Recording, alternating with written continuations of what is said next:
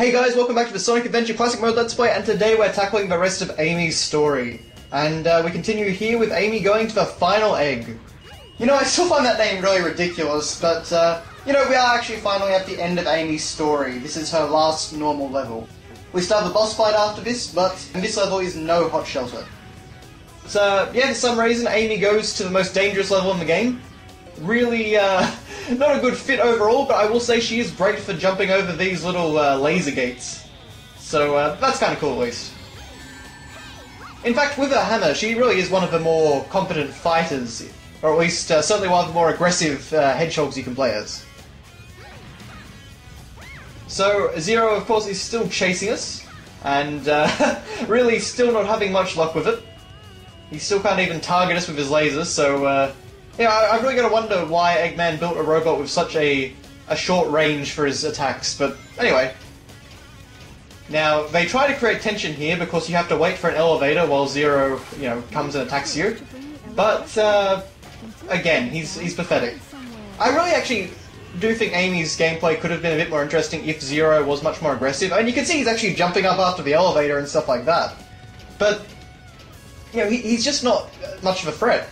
So I think it could have led to a very interesting style of gameplay and something very different from normal Sonic, but yeah, as it stands, he's just a big joke.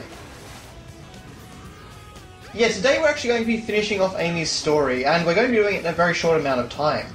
So Amy, once you get past Hot Shelter, really isn't that long to play through.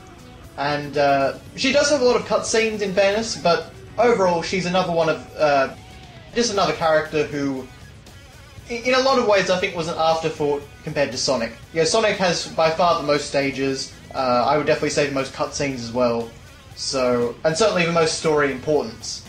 But all the other characters. I mean, Tails certainly has some.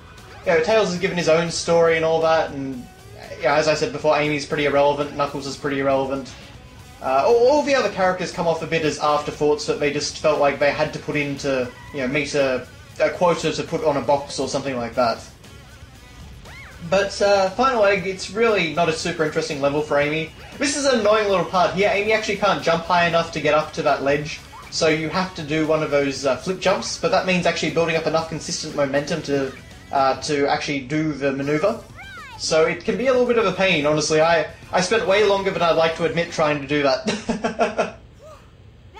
Which is why my timer is at 3 minutes 10, but anyway, now we have a boss fight with Zero, who suddenly becomes significantly more threatening. This is actually a pretty good boss fight, and certainly one of the best boss fights I'd say in the game. So you have an electrified fence here, and what you've got to do is hit Zero into it, and then bop the little button on top of his head. So there is actually some strategy here. This is actually not the last time we're going to be seeing this arena, but we'll get to that when we get to that. For the most part, he's not too difficult until he takes some damage. Then his AI gets a little bit more aggressive, and certainly he does not want to go to the fence. He tries to stay in the middle as much as possible, and it can make the battle a little bit tricky. So, particularly with Amy's sluggish controls, that little slope there, that makes Amy really sluggish, and that can be a big problem. And stuff like that can happen as well. But one more bop to the head, and we're done. Zero explodes, somehow not killing the animal inside. And yeah, Amy is triumphant. So that's, you know, honestly a pretty good way to finish off Amy's story. I do really like that boss battle. It's, you know, yeah, not hard, but at the same time it does require a bit more thought than some of the others in the game. But now we get to Big the Cat, oh boy! And this is really, I think this is the point that everyone agrees on. You know, Big is unnecessary. He is a fishing minigame given several stages and cutscenes. Basically, the only reason Big exists in the game is to try and market a Dreamcast fishing peripheral that you could buy.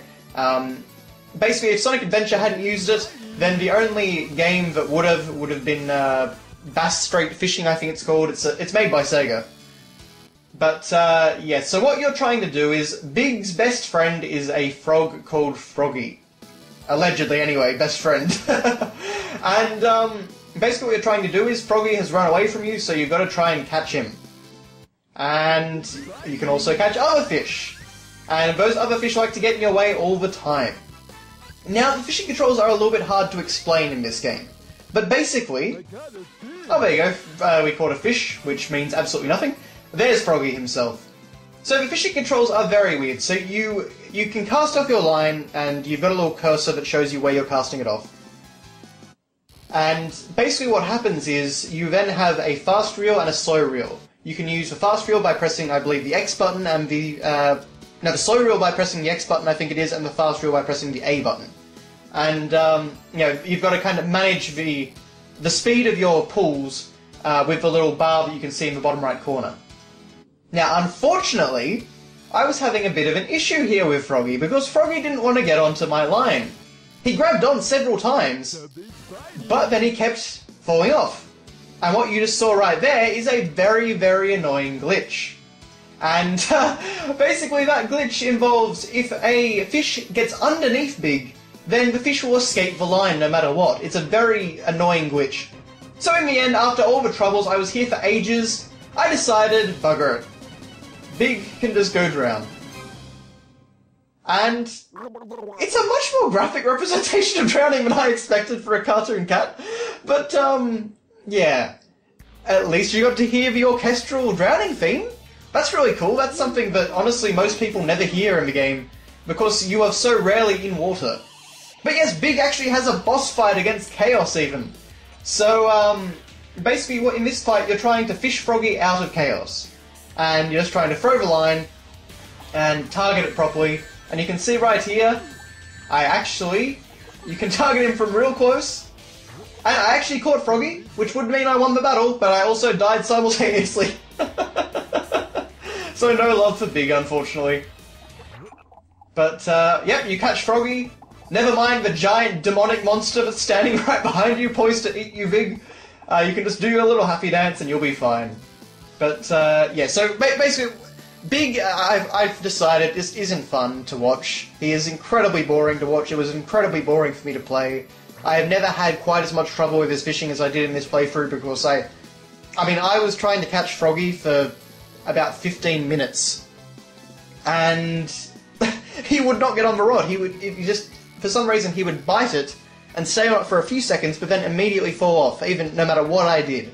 So I've got no idea what was going on there. I presume it's a glitch, because I've never had that happen to me before, and I have played Big's mode several times, but yeah, for whatever reason, it just didn't want to cooperate, so I just said, forget it, it's not fun, we'll just move on.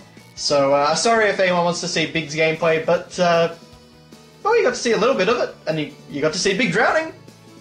But, thank you very much for watching, guys, and I'll see you in the next part with Gamma.